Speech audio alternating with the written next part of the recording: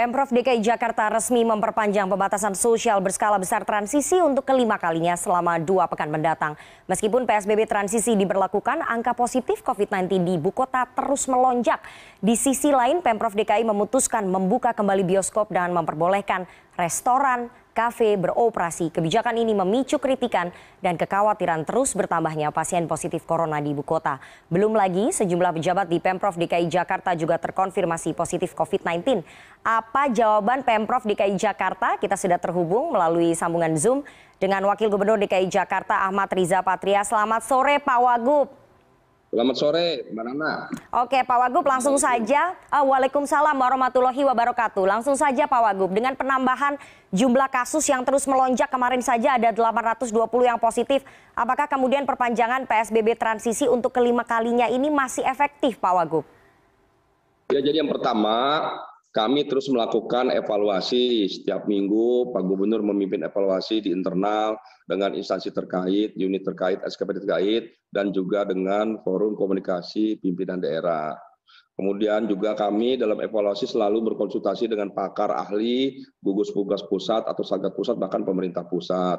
Yang kedua, selain koordinasi, dialog, dan diskusi, melakukan telah kajian, kami juga mempelajari data-data yang ada. Tidak hanya data penyebaran yang menjadi perujukan kami, tapi data-data lainnya, umpamanya positive rate, umpamanya R0-nya. Kalau R0-nya kita lihat masih 1,09. Kemudian yang kedua, yang kita bersyukur bahwa setiap hari terjadi penurunan yang signifikan terkait jumlah yang meninggal. Sekarang angkanya sudah 3,1%. Bahkan angka kesembuhannya terus meningkat sudah 77,6%. Inilah beberapa pertimbangan kenapa kami terus memperpanjang PSBB masa transisi. Di samping yang lainnya terus kami tingkatkan sarana prasarana, jumlah tenaga kesehatan, kemudian laboratorium, rumah sakit, logistik dan sebagainya, termasuk kami tingkatkan kehadiran daripada petugas dan protokol lainnya. Dan dari situ kami mengambil kesimpulan, sekalipun masih ada penyebaran COVID di wilayah DKI Jakarta, namun penyebaran atau situasi di Jakarta cukup terkendali. Kami merasa yakin kami sampai hari ini bisa mengendalikan terkait masalah COVID di wilayah Jakarta. Kemudian yang lainnya kami terus melakukan apa yang kami sebut dengan 3T, yaitu testing, tracing, dan treatment. Pak Gubernur beberapa kali menyampaikan bahwa salah satu cara kita menyelesaikan masalah adalah melakukan identifikasi masalah. Identifikasi masalah bisa dilakukan dengan cara melakukan testing. Jadi jumlah testing kami terus kami tingkatkan. Sudah lebih dari 600.000 testing swab yang kami lakukan.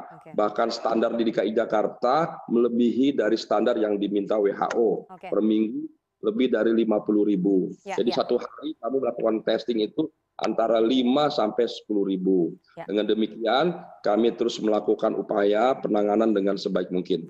Pak Wagub, meskipun korban meninggal dunia seperti yang tadi Anda sebutkan, angkanya terus menurun, tapi angka positivity rate di DKI Jakarta tetap tinggi. Kenapa kemudian tidak ada kebijakan alternatif seperti rem darurat yang diambil oleh Pemprov DKI Jakarta? Kebijakan yang lebih tegas yang dibutuhkan, Pak Wagub. Ya, itu juga menjadi pertimbangan. Cuma sejauh ini kami terus berkoordinasi dengan semua para pakar, para ahli. Kita ini sudah memasuki masa PSBB, sebelumnya PSBB transisi dan sekarang masa PSBB transisi. Jadi banyak faktor yang kita perhitungkan. Ke depan menurut hemat kami ini virus masih ada. Tidak hanya sampai akhir tahun, mungkin sampai tahun depan, masalah corona ini menjadi masalah kita sehari-hari. Apa yang harus kita hadapi? Mari kita hadapi virus ini dengan lebih bijak lagi, dengan cara kita memenuhi protokol kesehatan atau protokol COVID dengan baik.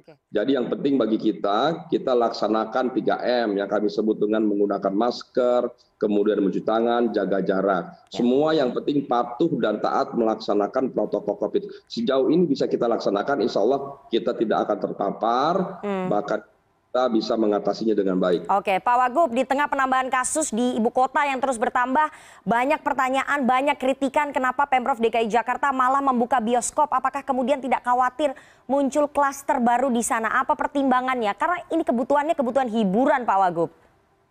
Jadi yang pertama, sesuai dengan tahapan program, ketika kami melakukan PSBB masa transisi, ada beberapa unit yang memang rencana kami buka. Sesungguhnya bioskop itu masuk dalam fase pertama di minggu keempat. Namun demikian karena angkanya waktu itu masih cukup tinggi, kami belum membuka. Ada beberapa unit. Dan sekarang setelah mempertimbangkan dengan teliti, dengan cermat, kami memberanikan diri untuk memulai membuka bioskop, tentu dengan ketentuan dan syarat yang ketat. Perlu kami ketahui bahwa kalau kita membandingkan antara bioskop dengan perkantoran, dengan restoran, apalagi dengan pesawat, bioskop jauh lebih aman. Kalau di pesawat itu ruangannya sempit, udaranya di situ hanya di situ saja. Kalau di dalam bioskop itu ruangnya luas, lebar. Kemudian juga dia berjarak. Di pesawat kita jaraknya dekat. Kemudian kalau dalam bioskop itu kita tidak berhadapan-hadapan, jadi ke depan. Di dalam bioskop itu kita tidak berbicara, jadi hening, diam, dan lain sebagainya. Jadi menurut CineMassive dan juga menurut para ahli pakar, di bioskop itu jauh lebih aman daripada kita di pesawat, termasuk daripada kita di dalam kantor maupun dalam restoran. Dengan itulah kami akhirnya memberanikan diri untuk membuka bioskop. Dan ini melalui kajian penelitian yang lebih cermat. Oke, Pak Wagub, tapi jika nanti kemudian ditemukan penambahan kasus ataupun ada klaster di bioskop, maka akan diberikan sanksi kepada pengelola bioskop dan bioskop tersebut akan ditutup, begitu? Tidak hanya bioskop, semua unit kegiatan yang melanggar tentu akan kami berikan sanksi. Mulai dari sanksi administrasi berupa teguran, penutupan sementara, bahkan pencabutan. Termasuk sanksi denda, sanksi kerja sosial, bahkan dimungkinkan sanksi pidana. Jadi semuanya harus patuh dan taat. Aparat kami hadirkan di semua lini, di semua tempat untuk melakukan pengawasan daripada pelaksanaan PSBB transisi ini untuk memastikan bahwa seluruh protokol COVID dilaksanakan dengan baik. Pak Wagub, selain membuka bioskop, Pemprov DKI juga ternyata sudah memperbolehkan kafe dan juga restoran menggelar live music akustik. Apakah itu tidak berpotensi menciptakan kerumunan? Bagaimana pengawasannya di lapangan, Pak?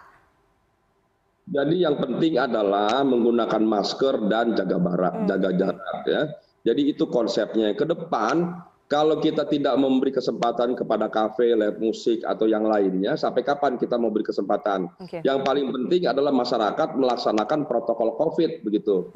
Jangankan di live cafe, atau di kafe, atau di restoran, dimanapun, di rumah sekalipun, kalau kita tidak patuh, tidak taat, tidak cuci tangan, tidak menjaga kebersihan, tidak menggunakan masker sekalipun, kalau kita masuk nanti bawa ke rumah, justru kita ke rumah membawa virus. Nah, untuk itu dimanapun kita berada, kuncinya adalah melaksanakan protokol COVID dengan baik. Pak Wagub, apakah ada tekanan, Pak, dari pengusaha-pengusaha hiburan agar Pemprov DKI membuka tempat-tempat tersebut seperti bioskop, kemudian kafe dan juga restoran yang memperbolehkan adanya live music akustik, Pak?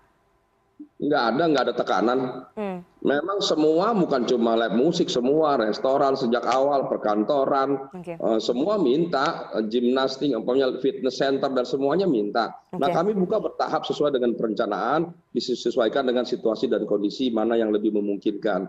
Dan kami sudah mengatur sejak awal, semuanya dibuka secara bertahap. Yang penting mengikuti protokol COVID yang ketat. Apabila melanggar, kami berikan sanksi. Selain dikritik membuka bioskop, kemudian memperbolehkan live music, Pemprov DKI juga dikritik soal pemberlakuan ganjil genap motor, Pak. Apa pertimbangannya? Karena itu ada kekhawatiran dari masyarakat, malah akan membuat masyarakat beralih ke transportasi umum dan memperbesar potensi penularan COVID-19 di transportasi umum, Pak Wagub. Ganjil genap bagi motor belum diberlakukan. Memang sebelumnya kami mengeluarkan Pergub 50, kemudian Pergub 80 tentang mengatur ganjil genap. Jadi terkait ganjil genap, sebelum ada masa COVID, ada ganjil genap dimaksudkan untuk dapat mengatasi, mengurangi daripada kemacetan. Ketika masa COVID atau masa PSBB, kami tidak memberlakukan ganjil genap. Kemudian di masa transisi, dalam 3 minggu terakhir, baru kami berlakukan ganjil genap hanya bagi kendaraan roda 4 atau lebih. Bagi kendaraan motor sampai hari ini belum dilakukan. Kami terus melakukan kajian penelitian dan masukan dari semua pihak. Nanti kami akan putuskan yang terbaik bagaimana. Pak, ini sejumlah pejabat di Pemprov DKI Jakarta terkonfirmasi positif COVID-19. Bagaimana tracingnya sejauh ini dan ada rencana untuk menutup balai kota sementara, Pak Wagub? Yang pertama, memang ada beberapa pejabat yang terpapar ya. Demikian kami sampai hari ini belum mengambil kebijakan untuk menutup balik kota. Perlu diketahui keberadaan pejabat ini tidak semuanya duduk atau berkantor di balik kota.